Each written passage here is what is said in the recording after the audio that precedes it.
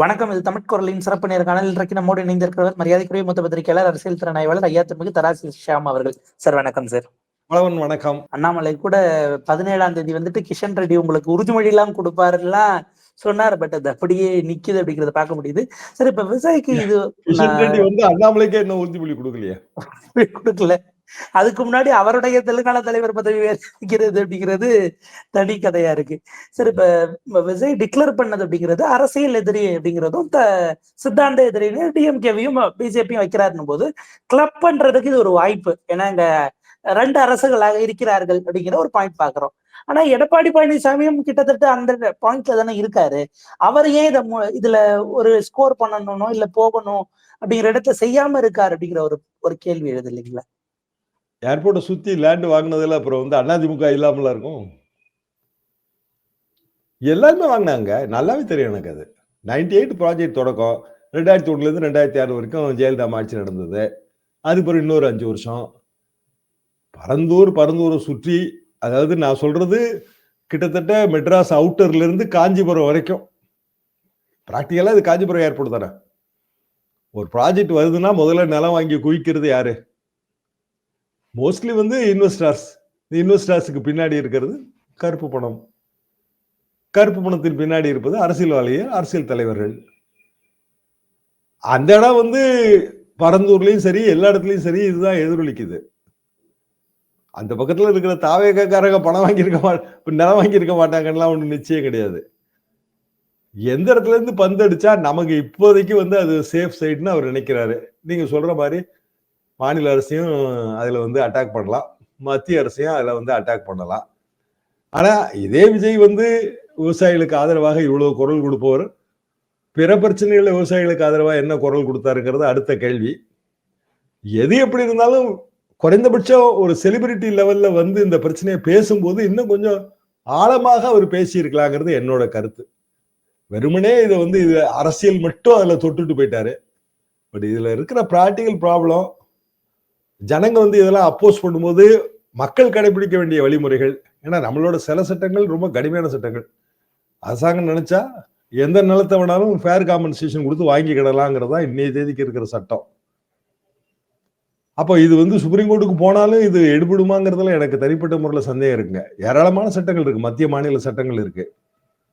அப்போ எதை வலியுறுத்தலாம் அப்படின்னு நான் நினைக்கிறேன்னா, ஒன்னு கிரீன் பேண்ட், 2வது ஃபேர் காம்பன்சேஷன். இந்த 2 தவிர இதுல வலியுறுத்துவதற்கு பெரிய விஷயம் இருக்கிற மாதிரி தெரியல. ஏன்னா பரந்தூர் போராட்டம் எல்லாம் முடிந்து, லோக்சபா தேர்தலும் முடிந்து, இப்போது ஒரு 10 அல்லது 1 மாதத்திற்கு முன்புதான் மத்திய அரசாங்கத்தோட அந்த ஒப்புதல் கிடைச்சிருக்கு. இனிமேல் தான் வந்து லேண்ட் அக்விசிஷன் ஸ்டார்ட் பண்ணி இந்த ஜனவரி 1, 2026 இருந்து ப்ராஜெக்டை ஸ்டார்ட் பண்ணணும். அப்ப இந்த போராட்டங்கள் எல்லாத்தையும் கணக்குல எடுத்து தான் திருப்பியும் அந்த ஒப்புதல் தரப்பட்டிருக்கிறது. இப்படியான ஒரு சூழல்ல வந்து பரந்தூர் மக்களுக்கு நியாயம் பெற்று தருதல், இப்படியான நோக்கம் மட்டும்தான் இனிமேல் வைக்க முடியுங்க. நேரடியா கிரீன்ஃபீல்டு ஏர்போர்ட்டை வந்து முற்றிலுமாக அது தடுத்து நிறுத்தப்படும். அது ஏர்போர்ட் வேண்டாம் என்று நான் சொல்லவில்லை, இந்த இடத்துல வேண்டாம்னு சொல்றேன்றாரு. சரி, இன்னொரு இடத்துல ஏர்போர்ட் கொண்டு வருதுன்னு முடிவு பண்ணா அந்த இடத்துல இருக்கவங்க என்ன சொல்ல போறாங்கன்னு யாருக்கும் தெரியாது. இப்ப நான் உதாரணமா சுட்டி காட்டின தஞ்சாவூர்ல ஏர்போர்ட் கொண்டு வருது, நீங்க எக்ஸ்பேண்ட் பண்ணி பெரிய ஏர்போர்ட் கொண்டு வந்து முடிவு பண்ணா அங்க இருக்கிற விவசாயிகளை எவ்வளவு எதிர்ப்பாங்க அப்படிங்கறதெல்லாம் நம்ம ஸ்டடி பண்ண வேண்டிய மேட்டர். இப்போதைக்கு வந்து எக்ஸிஸ்டிங் ஏர்போர்ட்டை கெப்பாசிட்டி யூட்டிலைசேஷன் பண்ணலாங்க. எக்ஸிஸ்டிங் ஆனா வந்து மக்கள் பயன்பாட்டுக்கு வராம ராணுவத்தின் கையில் இருக்கிற ஏர்போர்ட்ல ஃபீசிபிலிட்டி ஸ்டடி பண்ணி நம்ம வந்து அந்த ஏர்போர்ட்டை இன்டர்நேஷனல் சைடை மட்டும் பிரிச்சு கொண்டு வர முடியுமா? இப்போ 2 ஏர்போர்ட்டுங்க நமக்கு, இன்டர்நேஷனல் ஒன்று, நேஷனல் ஒன்று, ரெண்டும் சேர்ந்து மீனம்பக்கத்தில் கிளாஷ் ஆகிட்டே இருக்கு, பக்கத்துல இருக்கிறதுனால. அப்போ இன்டர்நேஷனல் ஏர்போர்ட்டை மட்டும் தனியா பிரிச்சு கொண்டு போகலாமாங்கிற முயற்சி தான் இந்த கிரீன்ஃபீல்டு ஏர்போர்ட்டோட ஒரு பகுதி. அதுதான்.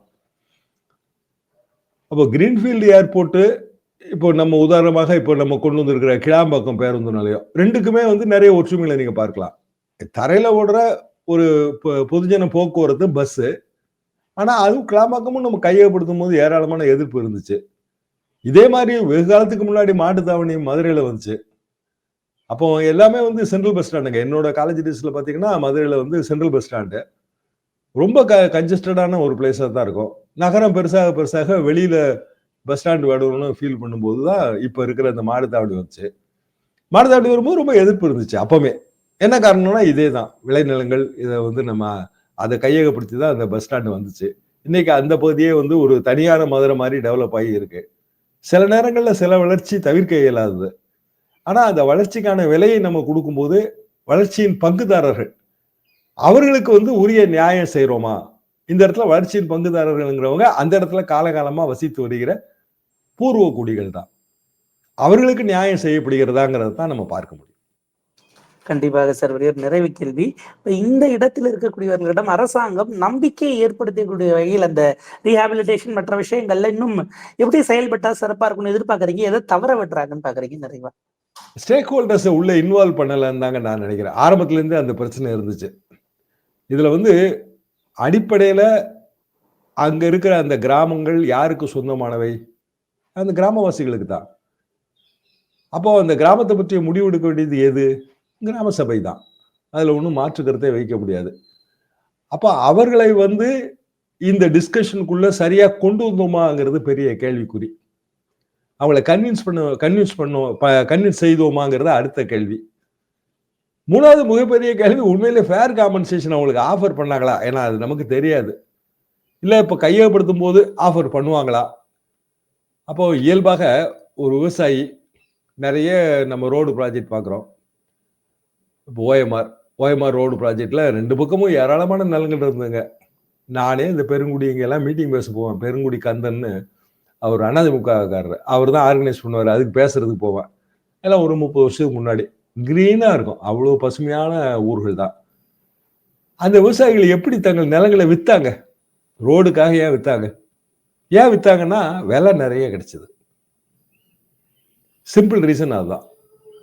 அப்போ பெரிய அளவுக்கு ஒரு ஏக்கருக்கு இவ்வளவு பெரிய காம்பன்சேஷன் கிடைக்கும் போது அது நம்மளோட குடும்ப செலவுக்கு, நம்ம பிள்ளைகளை எல்லாம் வந்து பெரிய அளவுக்கு படிக்க வைக்கிறதுக்கு, எனக்கு தெரிஞ்ச மெடிக்கல் காலேஜில் படிக்க வைக்கணும்னு அந்த பகுதியில் இருக்க என்னோட நண்பர்கள் சொன்னாங்க.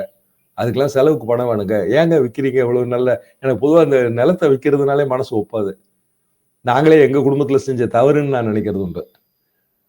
ஏன் வித்தீங்கன்னா இதுதான் காரணம். இந்த அளவுக்கு பெரிய விலை கிடைக்குது. அப்போ அது ஒரு ஒரு உண்மையான சமூக சூழல் தாங்க. நம்மகிட்ட இருக்கிற ஒரு பொருள் பாட்டம் முப்பாட்டம் காலத்துல இருந்து நம்ம கையில இருக்கு. நம்மளா வந்து அதில் உழைச்சி பாடுபட்டு பெரிய அளவுக்கு வாழ்க்கையை முன்னேற்றவே முடியாது. அப்போ நமக்கு அப்வர்ட் மொபிலிட்டி வேணும். நம்ம எவ்வளவு நாளைக்கு இப்படியே இருக்க முடியும்? நம்ம பிள்ளை என்ன பண்ணும்? அது எப்படி படிக்கும்? இப்படியான இயல்பான பொருளாதார சிந்தனை வரும்போது உயிரினும் மேலாக நினைக்கிற நிலத்தை வந்து விற்பதற்கு தயாராக இருந்தார்கள், விற்றார்கள். அதுலதான் நம்ம இன்னைக்கு பார்க்கிற எல்லா ரோடுகளும் எல்லா முன்னேற்றங்களும். அது அவங்களோட லைஃபை செட்டில் பண்ணுச்சு. ஆனா அவங்களுக்கு ப்ராப்பரான வாழ்வாதாரம் இல்லாம போயிருச்சு. ஆனா அவங்க பிள்ளைகளுக்கு பெரிய வாழ்வாதாரம் கிடைச்சிருச்சு. அதாவது அடுத்த தலைமுறை வந்து அந்த பெனிஃபிட்டை என்ஜாய் பண்ணுது. அந்த பகுதியில் இருந்த பலரும் பல நண்பர்கள் அவங்க குடும்பங்கள்ல சேர்ந்தவங்க பெண்களோ ஆண்களோ நீங்க பெரிய கல்வி கற்று பெரிய பெரிய படிகள்ல இருக்கிறாங்க.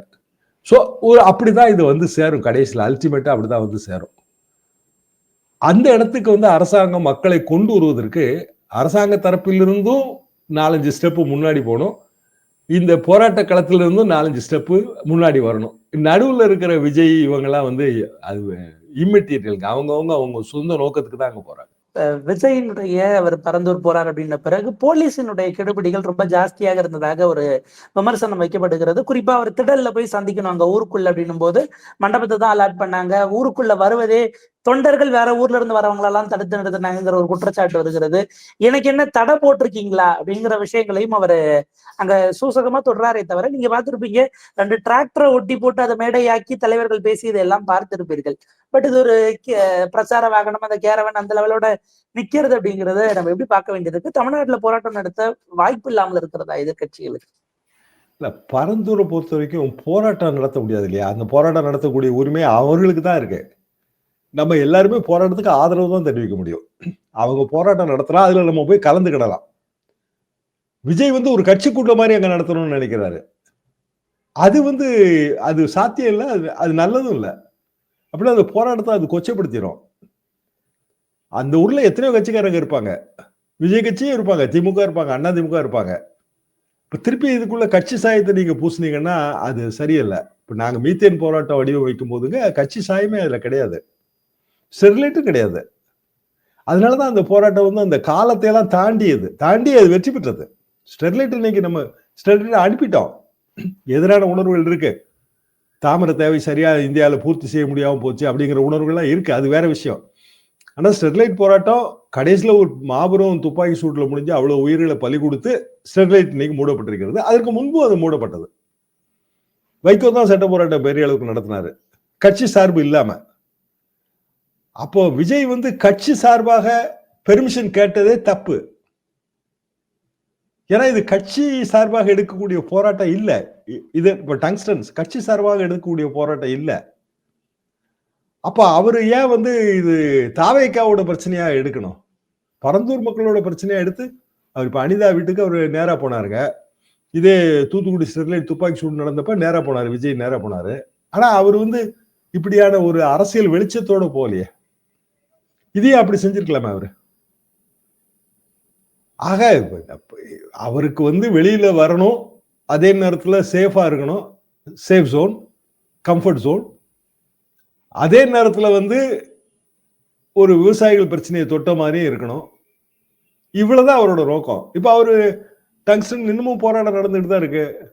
இப்போ எத்தனையோ தலைவர்கள் அங்க போய் பேச போறாங்க. அண்ணாமலை கூட பேச போனாரு. அதே மாதிரி விஜய் பேச போலாமே, அதுல ஒன்றும் தவறு இல்லையே.